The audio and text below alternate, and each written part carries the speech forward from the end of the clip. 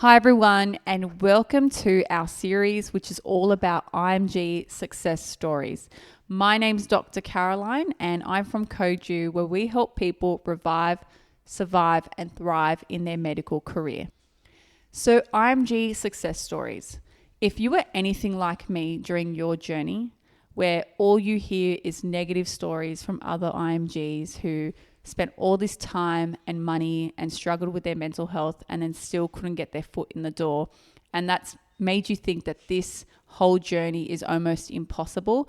Well, we really wanted to change the game, and we wanted to interview IMGs who have made it and actually have gone on to do specialty training programs and show you that there is hope and there is a way to get your foot in the door and succeed. And that's what this whole series is about.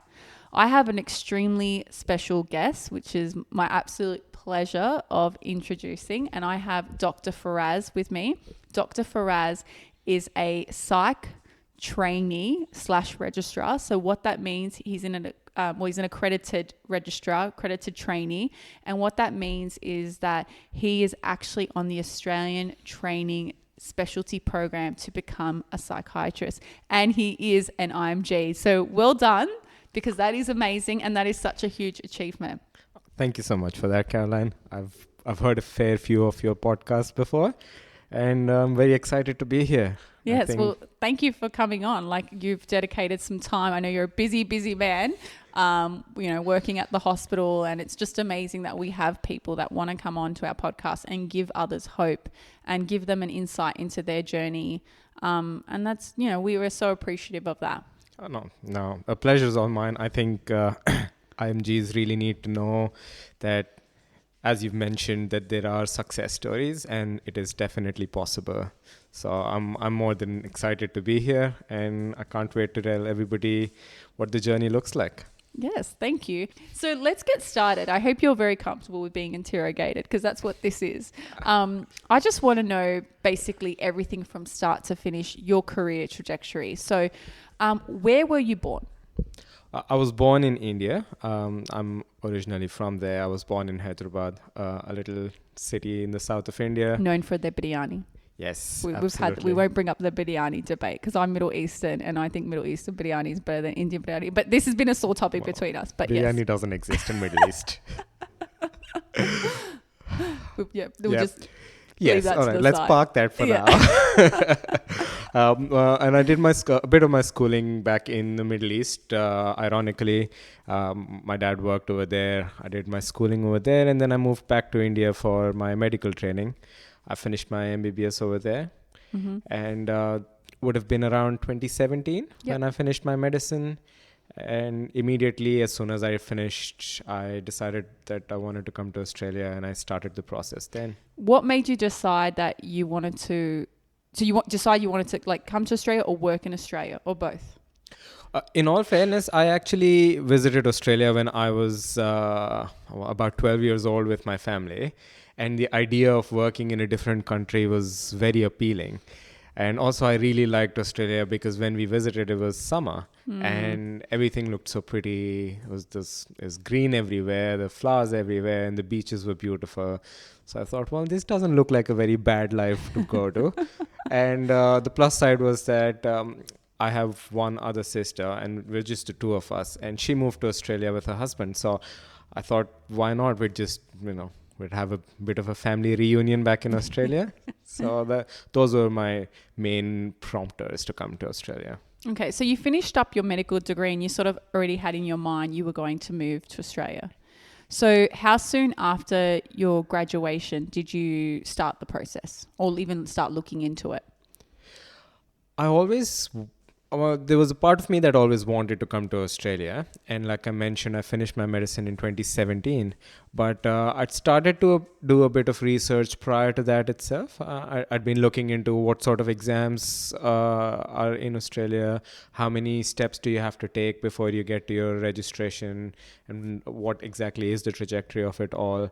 But in all honesty, I did not find out about anything until I finished my degree. And I contacted one of the one of the companies in Melbourne that actually gives or provides bridging courses for IMGs. So I went to their office and had a chat with them, and that was the first time I actually found out what the entire process of coming to Australia was. Okay. Did you see him in person? I did, yes. Yep. So I saw them in person because I'd come to Australia on a tourist visa. Mm-hmm. And I spoke to them and they said, we've got a bridging program. This is what happens. If you're interested, we've already started it, but we're more than happy for you to join and then continue on in the next one. Easy sale. Yes. So this was the MCQ bridging course. Exactly. Yep. It was, yes. And I did that course, and after about a month and a half, I gave my exam and I got through. Excellent. So you passed first go. Yes. Amazing. So I guess your source of information on the process was this company, which helped you out a lot, which is great. And that's the thing, like a lot of people, I guess, the source of information, I talk about this a lot, is, Facebook groups or speaking to somebody else who's gone through the process or somebody else's friend of a friend. And that's kind of where we get into this negative culture, because either a lot of the information is given to us wrong or, and obviously unintentionally, or it's given to us with a lot of negative, stories behind it. So there isn't really a place where you can just go and hear or see the absolute process of it in simple terms. Like the AMC actually does a really good job where it's on their website, but they just use too many big words for my liking. And even I just find it a bit overwhelming when I go through it. So I guess in your case, it was good. You had that course. So when did you sit for the AMC MCQ exam? Well, I actually sat in February, and it was a bit terrifying because... February of what year? February of 2017. February of 2018. So you graduated end of 2017? Halfway through July 2017. Yep. I came to Australia in about end of September, October of 2017. Did my MCQ course for 6 weeks, waited for 2 months, December, January, and ended up giving my exam in February. But let me tell you that I actually gave my exam back home because I'd run out of my tourist visa, which was only for 3 months. Yeah. So I ended up going back and giving my exam. So you were able to sit the exam in India?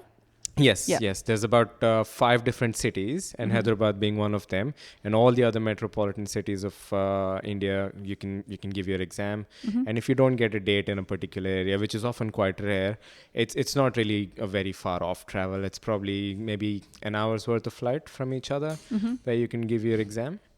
Yeah. But I gave it in February 2018, and again there was this. Just as how you mentioned about this wrong information being passed around, there was always this fear around giving the exam in February because you don't have MCQ exams in December and January. And everyone kept telling me that, I wouldn't give it in February. I wouldn't give it in February. And about my group of my cohort of people at the training center were about 20-25, and there was only 3 people who ended up giving in February, and all 3 of us passed in the first go. But it wasn't as terrifying as they said it would be. It wasn't. I mean, I think maybe it's just your day. You might end up getting the things that you've studied for, or something might need you to rack your brains a little bit more. Yeah. But it will absolutely not be beyond what you've studied. Yeah. There's always these weird like old wives' tale. There's like those stuff like, don't sit this in February because more people fail in February because they make the exams harder, or like there's always some crazy ridiculous thing that you've heard. So you took about 3 months to study for the AMC 1. You cleared it the first time. So now that takes you to sort of still early 2018. What did you do next? Well, the next step was the most obvious one in the pathway, was to get on with my clinicals. But before I actually gave my exam or decided to do that, I hadn't known anything that there was something called an alternate pathway as well. So I started taking the training for my clinical, just as how I'd done for the MCQ bridging program. I started doing the same with the clinical bridging program. And I had another IMG over there who just happened to mention to me that, have you heard about the WBA program? And I had absolutely no clue then. So I asked him what it was, and he said a couple of my sisters have done it. It's all over the AMC website. But like you mentioned, the words on the AMC website are extremely sophisticated, and I would have dumbed it down for myself. Yeah. Because as an international graduate, you've got no idea what half of these words mean. And I'm just going to put it in perspective. Faraz knows better English than I do, and he uses better words than I do. So just earlier you showed me a sentence and I was like, I have no idea what that even means. So this is not because, you're an IMG, you don't understand fancy schmancy words. It's just the nature of like these people that write stuff for the AMC. I think they just try to sound overly intelligent, and that what they do, they just end up confusing people. When it's already a confusing pathway, they just make it worse. Absolutely. Although I do think you're being a bit too modest about vocabulary there. I definitely, look, I'm really big on admitting your weaknesses and not being ashamed of them. And I suck at English. I'm terrible at grammar. I'm okay with that. Let's just say that your grammar isn't your strongest suit. So yes, after that seed was planted in my head, I thought to myself, all right, if there is another pathway, let me just have a look at what it is. But at that point, I didn't know that the WBA program was something that I could do. So after I found out about the WBA a bit more, I realized that the most important thing about having WBA was to have a job. And this was what I found out after sending out countless emails to all the WBA managers listed on the AMC website. I did the exact same thing. And in all fairness and honesty, I'd say don't get disheartened if you don't get a reply. Yeah. Because you'll get one reply for every 10 that you send. Yeah. And the reply is that you need to be working at this. You're basically like, they're polite. They're like, you need to be working at this hospital to even apply for WBA. Yeah. You don't want to be sending them emails because... And we've explained this on our WBA podcast, but you have to be working at a hospital that offers WBA to be contacting these WBA managers. Otherwise, they can do nothing for you. There was a lot of negativity going around clinical, and that was my decision that I made. I thought to myself, okay, maybe I don't want to do this because, honestly speaking, I'm terrified of failure. So I thought, right, if I fail in the clinical exam, I might actually leave Australia altogether. And I wasn't really ready to leave Australia. Yeah. I really wanted to work here. So I started applying for jobs in hospitals that specifically offer WBA programs. In fact, I decided to fly down to some of them.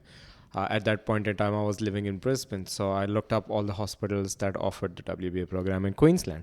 I ended up going there, and I had some family in Melbourne. So I flew down to Melbourne, and I decided why not do that in Victoria as well. And similarly, every state that had the option of a WBA program, or the hospital specifically, I started sending out emails to them. And what I would do is I would straight away send my CV along with a cover letter. Rather than asking them if you have a position available, I wouldn't give them that option to reply. I'd send everything to them. So even if they decided to ignore it and just coincidentally opened my CV and found, or maybe thought, okay, maybe this boy looks okay, maybe we can get him on board, or he might be half decent. It's always a possibility. So I thought, why not cover all grounds? How did you get the email? Because a lot of times the emails aren't on the website. No, so that takes a lot of digging around. Yeah. So these are a lot of hours spent. Yeah. So a little unknown thing is that if you actually Google hospital recruitment Queensland or hospitals in Queensland, you don't even need to get recruitment. Just say hospitals in Queensland, or hospitals in South Australia, hospitals in Western Australia, hospitals in Tasmania.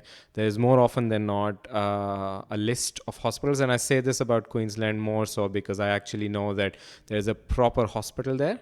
Yeah. And a proper hospital list. And this hospital list has got emails of all of their in charges, from their medical administrator to the director, the clinical school, everything's on the website. Yeah. So you've got to keep typing in the right search words for on Google, and it will come up. And you're right that the hospital will never ever advertise their recruitment officers' email IDs. So I kept trying different keywords until I found that list. And there are about nearly 50, 60 hospitals in Queensland to apply to. And I was like, well, if I'm sending out a CV to one, might as well do that to everyone. Yeah. Yes, I know that WBA wasn't an opportunity in all of them, but I was like, well, at this point in time, me having a registration with APRA and a job in Australia is a foot in the door. So I'd probably go and try every single one of them. Yep. And so I did apply to different hospitals, and most of them were quite similar. They all kept saying, oh, we need you to have a job first. We need you to have a job first. We don't have opportunities, blah, blah, blah. And then someone recommended to me that maybe you should try sending out applications for observerships. Did you even know what observership was at the time? I mean, I heard of its US equivalent.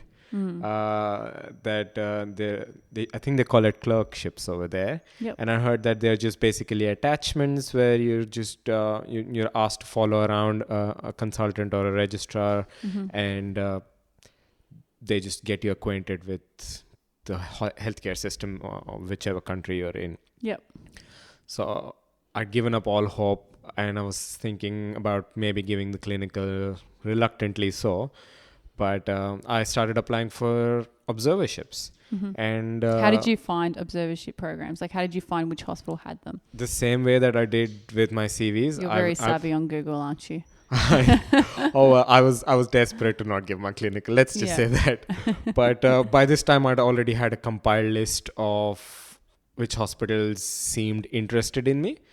So what I did was I sent an email to these same hospitals, and I asked them to basically let me know if there was something of an observership program that they did. So I got a few replies from the hospitals saying that some of them saying that they needed clinicals to be done as well before I could apply for an observership. Some said they had absolutely no clue what observership meant. And there were quite a few, well, when I say quite a few, about 5 or 6 different hospitals that actually said that we do offer observership programs. And all you need to do is send us your CV with your MCQ pass certificate and English if you've completed it. And obviously they need a few things like your working with vulnerable people card. So that's my advice, that's something that often stops you from working or stops you from getting on something like this. It's just everything falls into place, and they're like, oh, where's your working with vulnerable people card? So you're saying you should organize that soon? I would say so, because and that's state specific though. It is, yes. Yeah. But if you have it in one state, it's transferable to another state free of cost. Yes. Okay. So when I first applied for it in one state, and I went to another one later on, just because I thought, it'd be nice to have multiple states done. They asked me if you have it in another state, and I said yes. They wanted a picture of it. I sent it, and then it just came into my post without any check. And where do you get that done? So you would have to get it done at... all called different names in different states. Yes, there's different names. Like in New South Wales, it's like Service New South Wales. It's like where you go to do like your rego, your car regos, plates, your licenses, and all of that. So I think it's a service, whatever your state in, Service Victoria, Service Tasmania, Service South Australia, whatever it is. But basically the place where you go to get your registration and stuff done. You go there. You actually... for people who are not very keen on traveling outside of home, just go online and type in working with vulnerable people and the state that you work in. Let's say you're in Victoria. Just say working with vulnerable people, Victoria. The website will come up. They'll ask you a few details. They'll ask you to upload your passport and where you've last lived. And that's it. I did all of mine online. What if you're outside of the country? Can you do this? You can still do it outside of the country. Okay, so you can still do it and you don't have to be in the country. Yes. Okay, good. All right. And just for people, just for you all to understand, I've done everything based on documentation that none of my documentation was Australian. Okay. Apart from an address of a sister that I had in Brisbane, there was nothing else that I had to prove that I'm in Australia except for a tourist visa. So it's not as hard even if you don't have a visa. Yeah. I actually, for my working with vulnerable people, I gave my address I gave my Indian address, my home back in India. And I still got it within the same amount of period of time that they would have taken for anyone living locally. So the sky is not the limit. Okay. All right, that's good to know, because I guess like when you're saying like you were prepping for clinicals and you were doing like, you know, contacting hospitals, just to factor in that you were doing this all on a tourist visa, which is 12 weeks while you're visiting your sister in Brisbane. Absolutely. Yep. So I had a visa valid for 1 year, and it would keep expiring every 3 months. Yeah. And before the next trip that I made to Australia, I would sort of mentally, or at least write it down in a book, or make a mental plan as to what my targets would be in order to get a job, or what am I looking at next. Coming back to that, if you have all of these ready, then most of them would probably have like a so and that's how it happened. I applied again. Like I said, I was too keen on not doing the clinical, so I decided I'd travel to this hospital physically. And I did so. I went there. I literally just asked the security where would I find a recruitment manager. And this place that I went to did not have anyone by that name, because they used a different title altogether. So I just asked a few people here and there around, saw someone with a stethoscope, got hold of them, asked them where this place was. They directed me to that place. I went there. And I said, listen, I've heard that there are observership programs here. I'd sent out an email. I'm just here in person because I just made up an excuse. And I said, I was just traveling with family, so I thought I'd come in and drop my CV. So you actually flew to just present in person and speak to the person directly and see if there was hope. Yeah, absolutely. Wow. I mean, it's a bit of a struggle. And in my opinion, it's a short-term sacrifice for a longer-term goal. Yeah. So I decided that... And it's sometimes it's a little bit like a shot in the dark as well. But I always say, like, being an IMG, because what this sounds like to me, you had a strategy for everything. And those IMGs tend to do good. Even when they get a job, they have that same mentality where they have a strategy. And you had a strategy, and I always say, like, being an IMG to succeed, it is strategy, but then there's this thing called luck. And sometimes the luck needs to fall into place as well. Absolutely. And I think that's what happened with my observership as well, because I went there to give in my CV, and I'm a very big believer of right place, right time. But then again, I also am a believer that you make your own luck. So they're two very contradicting things. They are. Yes. But as I've always told my younger siblings, that you don't pray to God and hope to pass in an exam. Well, you have to study for it and then pray as well. So yeah, it's not like easy. That. Yes. So well, anyway, I went there. I met the lady who was in charge, and I gave my CV, and she said, "Okay, fine, I'll see what I can do." And I was staying there for about 4 days. I rented an Airbnb out, the cheapest one I could find. Those are some traumatic memories, but anything to get a job. Yeah. The next day she gives me a call, and she Wow. said that our director wants to have a chat with you about the observership. Are you free to come in tomorrow? So I set up an appointment, went and saw her, and she said, yes, we're more than happy to help you. We definitely do have this program. And she said, let's take this conversation as an interview for your observership. And she just asked me basic stuff about, talk to me through your CV. What have you done? What's your area of interest? Because this wasn't for a job. It was very superficial. Yeah. I didn't get any clinical questions or anything, because it was just basically an observership. So We actually throw clinical questions in now. okay. Yeah. All right. We've changed it a bit. Yeah. All So right. just if anyone's prepping, like prep for everything. Just, yeah. Okay, Yeah, fair enough. leave no Well, stone yes, exactly. unturned. You can't be underprepared for anything. Yeah. No, don't make a half-hearted attempt at anything. Because if it's your please. shot, if it's your one shot, give it everything you got. Don't be over prepared. So you're prepared for anything that comes your way. So if you, and like I said this with a recent friend that we prepped for a big job interview, and this person's like quite good at interviews, but we're like, no, let's prep for it. And reason being, I want you to go into that interview and I want you to walk out saying, I gave it the best shot I did, that anything happens, I have no regrets. No, absolutely. I completely agree with you. I did not expect that would happen with me, because I just went there to drop my CV, and this just came upon me, and they said, well, let's just continue. get this conversation and we'll take this as an interview. So that happened. And I got offered an observership position, which was about 6 months after from when I was in Australia. This was about roughly the end of 2018.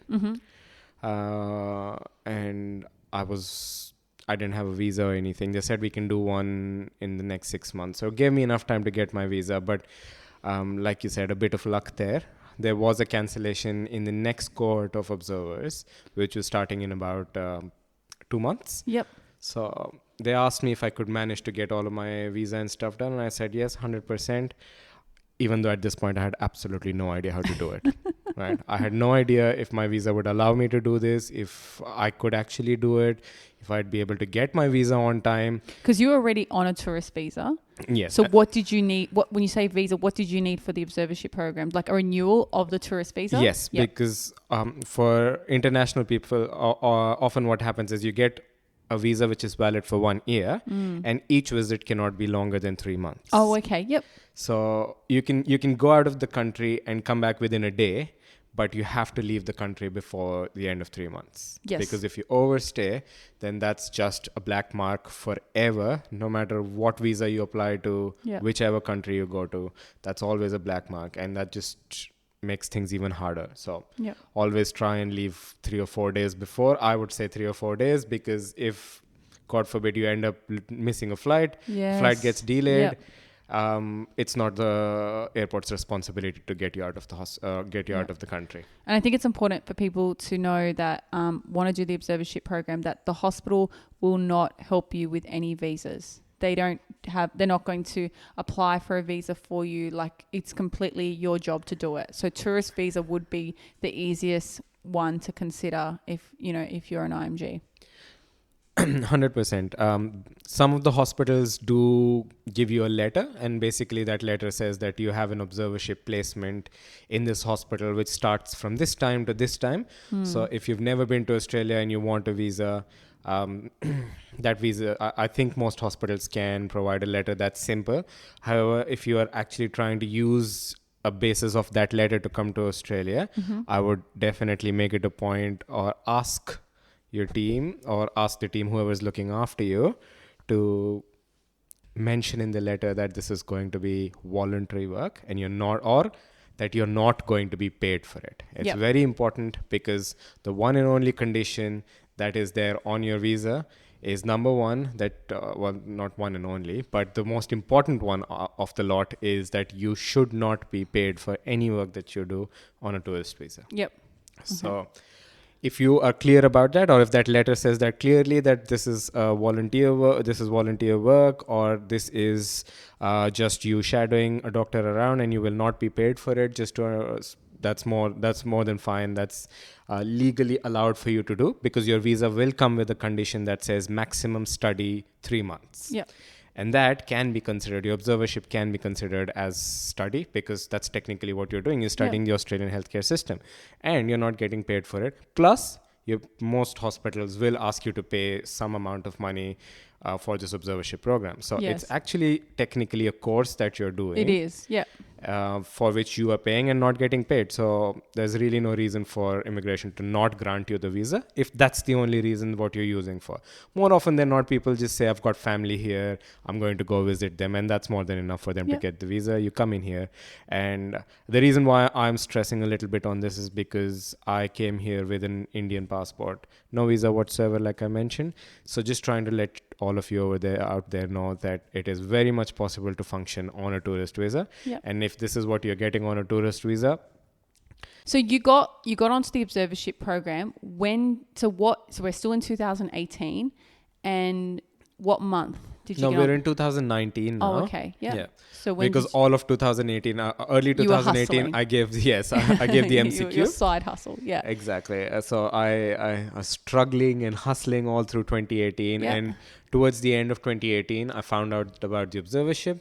And then I started it in February 2019. So really you're 18 months now from when you graduated, and now you're doing observership program. Correct. And so you did the observership program. You got an interview at the end of it? Yes. So that was the idea behind it, or well, that's what they told us, that, you will get an opportunity to have an interview. And I did get an Yeah. interview. So when did you find out you got the job? Funny thing was that after we gave our interviews, I waited for another week. Mm-hmm. They said that they'd let us know by the end of our observership or a bit after that. But I was going to travel outside of the country because I was leaving 2 days early before everyone else did because of my visa. So I just went to the office and I asked them. I actually went there because they made a error in my name. They got the spelling wrong. So I went there to get that corrected. And they said, we've got something to tell you. So they shut the door and made sure no one was in the room and said, listen, you can't say this to anyone. But just because you're going to be having to travel back to India, we have to let you know that you got the job. Woo! So how did you feel when you got told you got the job? Do you remember the feeling? It was unreal. Yeah. I mean, as cliched as it sounds, it was unreal because again, this is not me putting anyone down, but this is just to let every single one of them, or every single one of our listeners to know that I had the least amount of experience in my cohort. Yeah. Right. I was competing with a lady who had done PhD in childhood tumors. Yeah. And wanted to be a pediatrician. Yeah. She had phenomenal amount of experience. She was at least 20 years older than I was. Yeah. And in those 20 years, she had over 10 years of experience as a specialist. Yeah. And then I was competing with someone who had about a decade worth of experience. Yep. And there was someone else that was above me who had about 5 years of experience. And when I say experience, I mean experience in specialist fields. Yeah. Yeah. And here I was just a lame old MBBS graduate. You did your internship obviously back home. I did my internship and I left. It. And then you left. So you're like PGY2 and that's it. Exactly. And this is the thing that Sasha and I constantly talk about, that you don't like to do well in medicine, especially as a junior doctor and as an IMG, you don't need to be academically and clinically smart. What they're actually looking for is your personality. Are you moldable? Are you personal? Are you a good communicator? Do people like being around you? Because everything else they can teach you. And that is a great example how like you got a job, even though on CV, you probably would be the crappiest candidate on paper. Absolutely. And the amount of experience that I had on paper, and as a side note, I'll digress for 2 seconds here just to let everyone know that every time you do something like I have done, like when you go on a tourist visa, you go back home, make sure that whatever your time you're in India or whatever country you're from, you work anywhere. Does not matter where you're working. Recency of practice. Yes. Very important. Just try and work in a clinic for all they care. Yep. If it's a GP practice and you can put that GP's name down as one of your referees or someone they can send an email to and ask, hey, has this chap ever worked with you?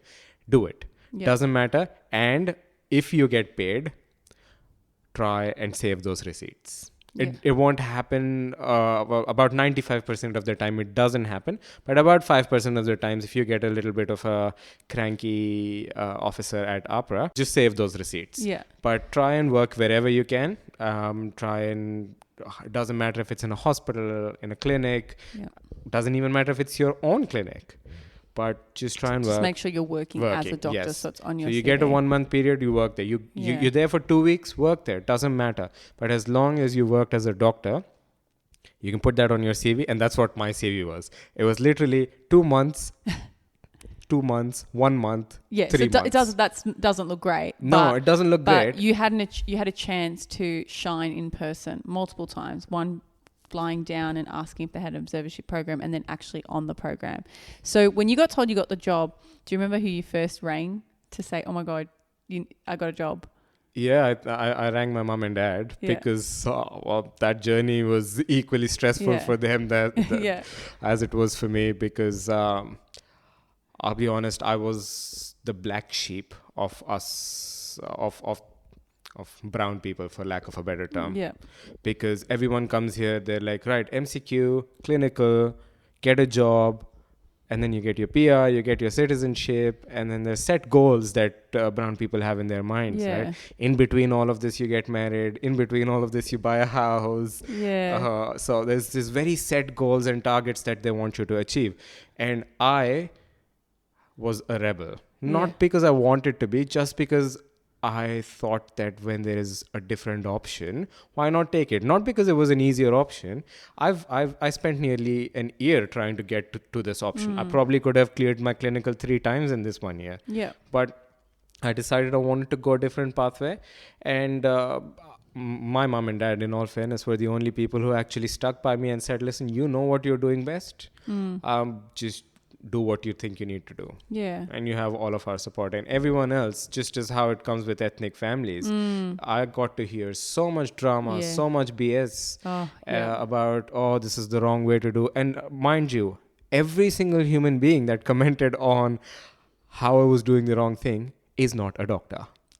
Or has never seen. It's so classic because like, this is the same thing I experienced because, yes, there's this weird ethnic thing where people got to like, there's beautiful parts of every culture, but there also is some bad parts. But everyone talks so down about what you're doing, yet they either haven't done your journey or they wouldn't even attempt it. Or if they've done it, they have not succeeded the way you have. But yet they're the first people who criticize. And I always say that, like, if someone's putting you down or putting what you're doing down, generally look at what they've achieved. And when the common denominator has been for me, those people are all very unsuccessful people because they're the ones that like hate on others that actually try and succeed. Everybody else, like say you or me, would be on the sideline cheering a person on and giving them like words of empowerment and encouraging them because we actually have achieved stuff and we want the same for other people. Absolutely. And when I got the job, and upon a bit of self-reflection, I realized that why not just do the exact same thing for every other IMG. And again, there is a bit of this cultural thing as well, like you mentioned in the beginning about the negative feedback that you get. More often than not, it is from the doctors that have been working, or they're somehow related to you or are from your country. And it's a very, I don't know, it's just a very strange thing why people seem to think they can't give you more information. It's not like if I tell everybody out there how to get a job, then I'm going to lose mine. It's a very silly logic. I know it is. And sometimes I think it's because they didn't have it easy. So why should you? And that's why sometimes IMGs don't want to help out other IMGs or like deliberately hold on to information that really could benefit them. So I think this is a really good place to stop part 1. And what I will say is please look out for part 2, where Dr. Faraz continues his story. You now know he got the job, but he's going to continue and tell you how he got on the psych training program. And then he joins us back for part 3, where he provides his tips and advice on what he did to improve as an IMG doctor. So please look out for those. Now, if you're not already following us on Instagram and Facebook, please type in Koju Australia and hit the follow button. And if you haven't already subscribed to our YouTube channel, hit the subscribe button. I'm Dr. Caroline, and I hope to catch you in part 2 and 3. Bye.